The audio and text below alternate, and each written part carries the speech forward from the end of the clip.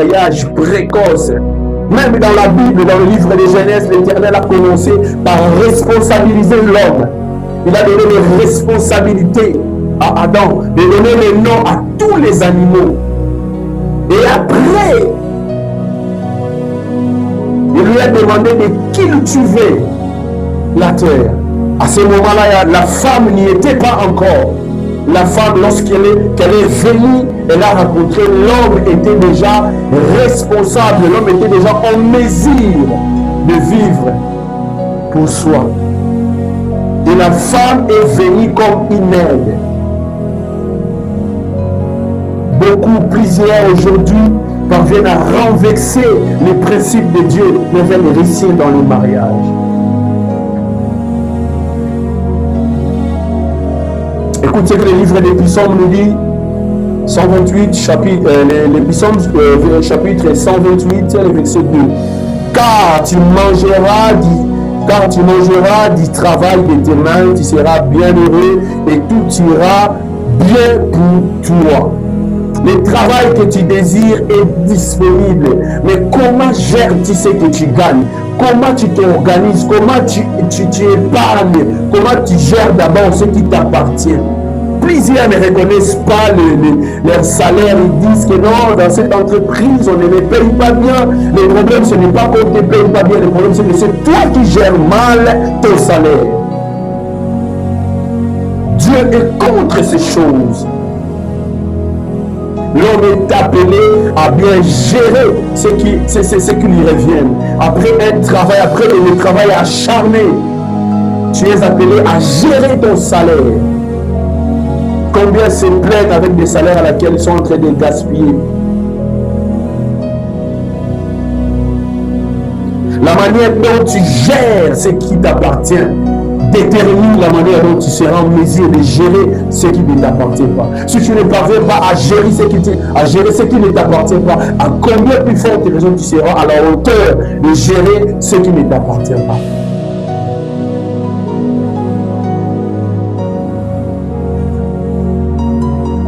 Combien d'entre vous n'arrivent pas à gérer les entreprises des autres, mais se plaignent du salaire?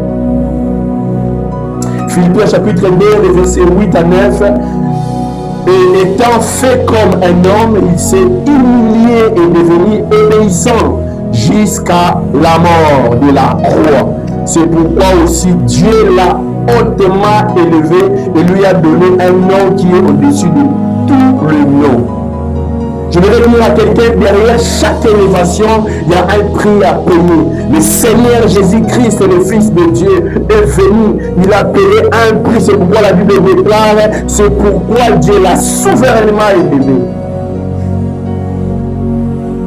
L'élévation, c'est lever de tout être humain, être élevé. Seigneur, je veux être élevé. C'est possible. Mais quel est le prix que tu payes pour ton élévation? Quel est le prix que tu payes pour qu'il y ait le changement de saison dans ta vie?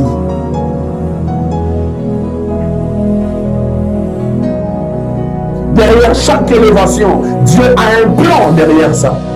Dieu avait un plan derrière le sacrifice de Jésus, derrière le prix que Jésus a payé. Il savait que derrière ça, l'humanité sera sauvée. C'est pourquoi j'ai pris ce soir dans le nom de Jésus, que ta vie soit sauvée, que tes entreprises soient sauvées, que ton mariage soit sauvé et qu'il y ait un changement de saison dans ta vie dans le nom de Jésus.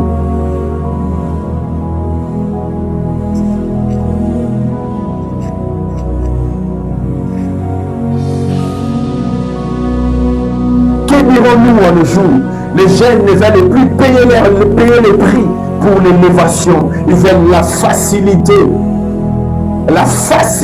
dans toutes choses. Je voudrais dire à quelqu'un, derrière chaque élévation, il y a un prix à payer. Ne sois pas là une femme en train d'envier d'avoir un ministre.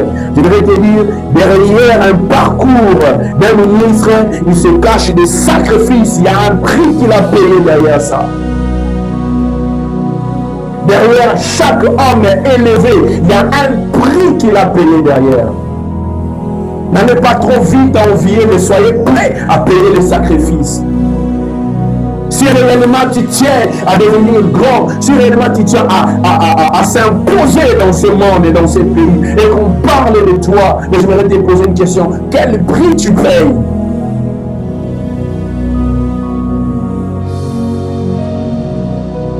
Je lis quelque part, et dans un documentaire, je l'ai vu, il y a des jeunes filles qui se livrent pour un $50 dormir avec les hommes. J'aimerais dire à cette jeune fille, écoute, ce que tu fais, c'est pour un temps. Ça arrivera un moment où tu n'auras plus de la force pour faire cela. C'est là où tu comprendras l'importance des sacrifices qu'il fallait faire avant. Vous vous êtes lancé, vous vous êtes donné dans la facilité pour les plaisirs temporaires.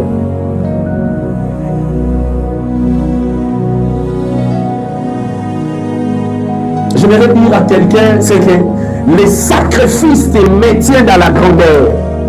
La facilité t'écrasera dans la grandeur. Il est possible que tu sois élevé sans sacrifice, mais il est difficile de se maintenir sans les sacrifices.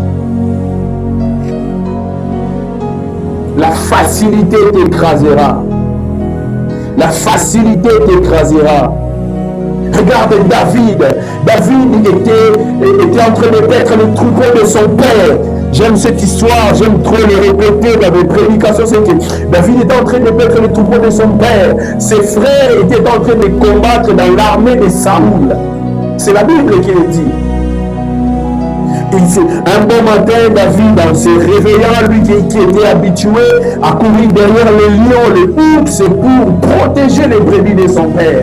Un bon matin, après les sacrifices qu'il a payés, son père lui envoie pour aller se rassurer si ses frères allaient bien, pour les apporter un peu de nourriture. En arrivant là-bas, l'opportunité se présente et il y a un géant Goliath qui est en train d'insulter l'armée de Saoul, le Dieu d'Israël.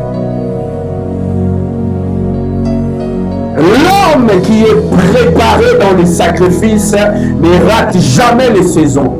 David a vu sa saison, a vu l'opportunité. Il a commencé à affronter Goliath. Ce que je voudrais rappeler à quelqu'un, c'est que David n'a pas affronté Goliath parce qu'il y avait un manque d'hommes. D'ailleurs, je tiens à vous informer, il y avait les hommes les plus expérimentés que David dans l'armée de Saoul. Mais si David a pris les devants, c'est que le combat et les sacrifices de David et des vaillants soldats qui combattaient dans l'armée de Saoul étaient différents.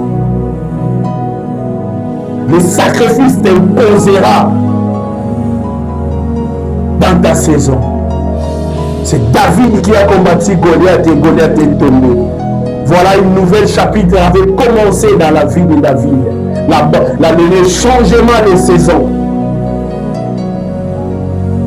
J'ai pris que cela soit ton partage dans le nom de Jésus. J'étais en train de dire, j'ai pris cela, que cela soit ton partage dans le nom de Jésus. C'est ton amen qui n'arrive pas ici. J'étais en train de dire, c'est ton amen qui n'arrive pas d'ici. J'ai pris et je déclare dans le nom de Jésus que tu payes un prix afin que quand ta saison arrivera et qu'il y ait réellement le changement de saison. Rapidement, par définition, j'aimerais définir ce qui est notre thème de notre PDA de l'année 2026, saison 3.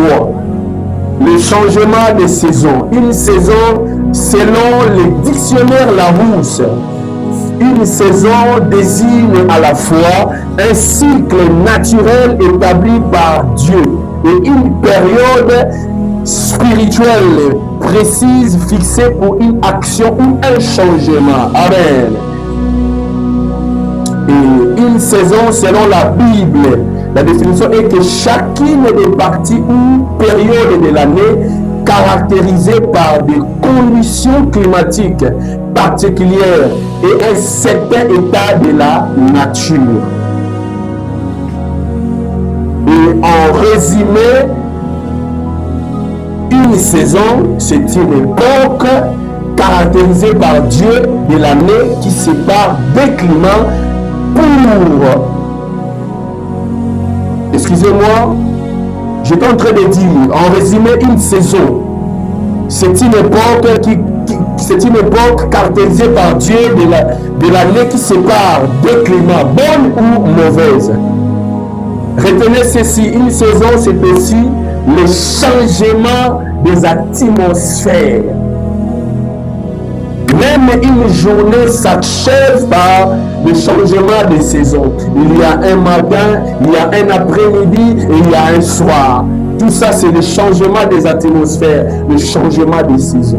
Ce que tu peux rater les matins, tu peux les avoir les après-midi. Ce que tu as raté les après-midi, tu as la possibilité de les avoir le soir. Je prie, c'est ainsi dans le nom de Jésus-Christ de Nazareth. Que ce que tu as raté ce matin, que tu le reçoives ce soir dans le nom de Jésus. Et que ta vie soit bénie, que tu prospères à tous égards. Au nom de Jésus.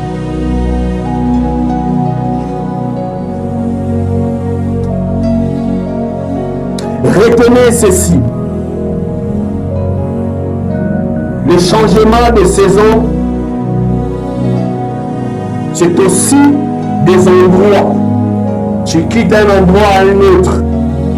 Les séparations et les attachements des postes, c'est aussi le changement de saison. Écoute ce qu'Ecclésiaste chapitre 3 du verset 1er au 12, la Bible déclare: à chaque chose il y a une saison et un temps pour chaque projet sous le ciel. Un temps pour naître, un temps pour mourir, un temps pour planter et un temps pour arracher ce qui est planté. Un temps pour tuer, un temps pour guérir et un temps pour bâtir. Amen. C'est un amen qui n'arrive pas ici.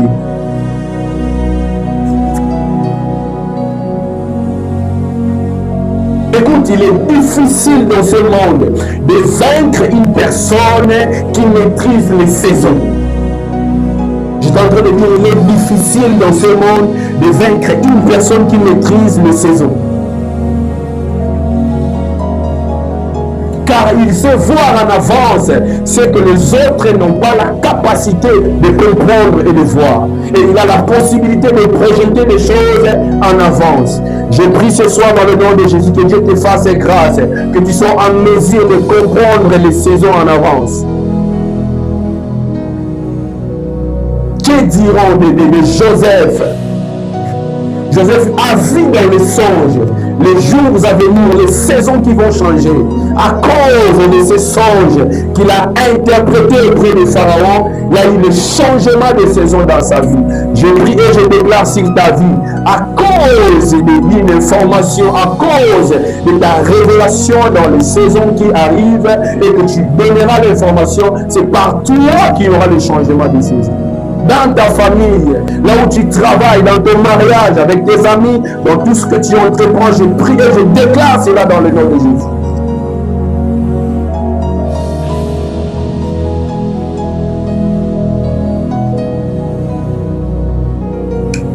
Amen. Amen, amen.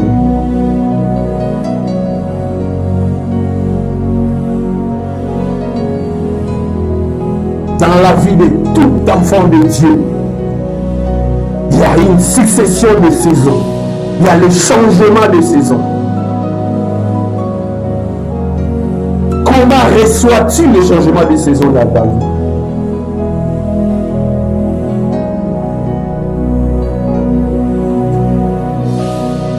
Les changements de saison sont des moments qui te permettent, soit tu prépares ce qui va te faire plaire, soit tu prépares ce qui va te donner de la joie.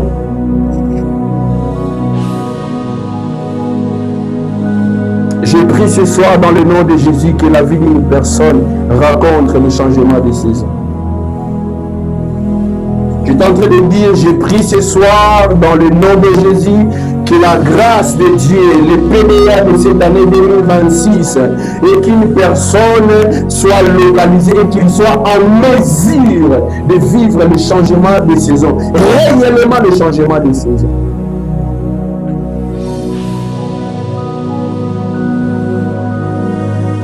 C'est maintenant que je commence mon message.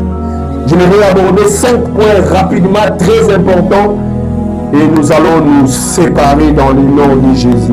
Que Dieu te bénisse. J'étais en train de dire que Dieu te bénisse. Premièrement, je commencerai le premier point, c'est que la disqualification des gens